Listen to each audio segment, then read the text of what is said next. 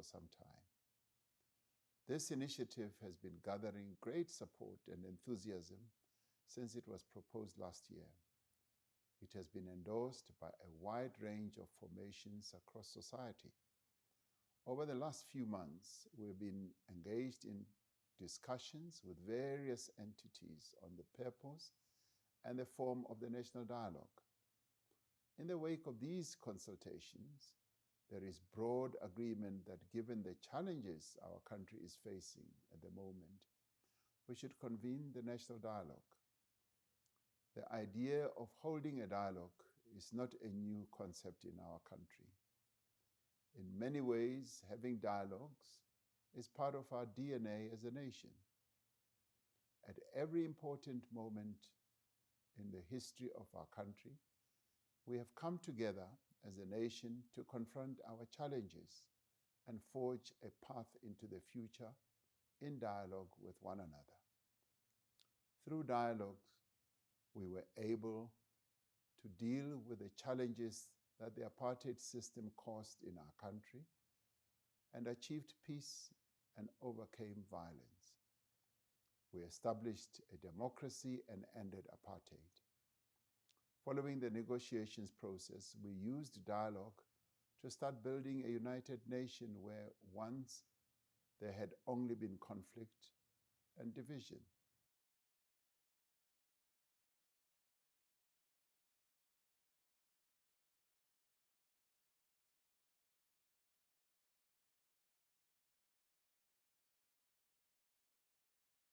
We've made great strides as a nation, expanding freedom, deepening democracy, and building a better life for millions. Yet we face persistent challenges. Poverty, unemployment, and inequality are deep wounds that prevent us from reaching our full potential as a nation and as a country. Millions of people are underemployed and unemployed. Many of those who work earn wages that cannot sustain them or their families. Crime, gender-based violence, and corruption are prevalent across our society. We are therefore called upon at this moment to direct all our efforts to build a thriving, inclusive economy that creates jobs and opportunities. We are called upon to build safer communities and create a better future for our children. We are also called upon to give all sectors of our society, men and women, young and old, persons with disabilities, the LGBTQI community, and urban and rural people, a voice to determine how we address the problems of today and build the South Africa we want for future generations. That is why we have agreed to convene an inclusive national dialogue. The dialogue will be a people-led, society-wide process to reflect on the state of our country in order for us to reimagine our future. The national dialogue is a chance for all South Africans from all walks of life to come together and help shape the next chapter of our democracy. Through the national dialogue, we seek a shared vision of what it means to be a South African and develop a new national ethos and common value system. It is an opportunity to forge a new social compact for the development of our country, a compact that will unite all South Africans with clear responsibilities for different stakeholders: government, business, labor, civil society, men and women, communities, and citizens.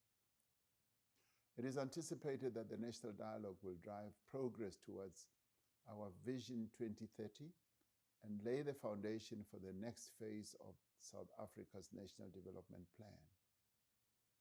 The national dialogue itself is not an event. Rather, It will be a participatory process that unfolds in phases, from local consultations and sectoral engagements to provincial and national gatherings. In my capacity as the head of state, I will be calling a national convention on Friday, the 15th of August 2025. This national convention will represent the diversity of the South African nation. The first national convention will set the agenda for the national dialogue. It will be a representative gathering, bringing together government, political parties, civil society formations, business, labor, traditional leaders, religious leaders, cultural workers, sports organizations, women, youth, community voices, amongst others. Through their various political, social, and other formations, in their workplaces and places of worship, communities, villages, and sites of learning, South Africans will, in the months following the National Convention, be encouraged to be in dialogue to define our nation's path into the future. The views, concerns, and proposals that will emerge from this conversation will be brought together at a second National Convention that is planned to be held in the beginning of next year. This second National Convention will reinforce our shared values and adopt a common vision and program of action for our country into the future. We expect that the National Convention will finalize a compact that outlines the roles and responsibilities of all South Africans. To guide and champion the national dialogue, I am appointing an eminent persons group. These leading figures in our society, reflecting the great diversity of our nation, with a proven commitment to the advancement of social cohesion and nation building.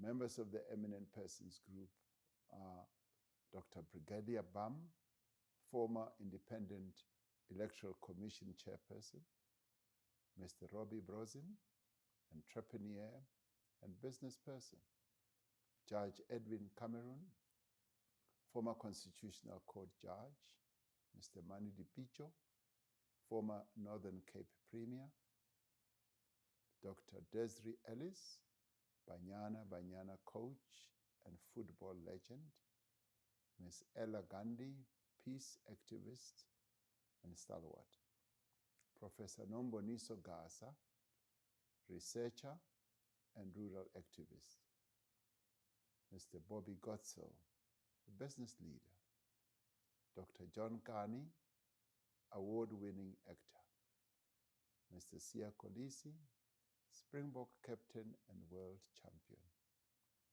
Ms. Mia Leroux, Miss South Africa 2024, His Grace Bishop Barnabas Lekhanyane, leader of the Zion Christian Church, His Grace Bishop Engenas Lekhanyane, leader of the St. Engenas Zion Christian Church, the Most Reverend Thabo Makgoba, Anglican Archbishop of Cape Town, Professor Tinyiko Maluleke, Chairperson of the National Planning Commission, Dr. Barbara Masikela, poet, educator, and stalwart, Ms. Lindiwe Mazibuko, former Member of Parliament, Mr. Rolf Meyer, former Minister and Constitutional Negotiator, Ms.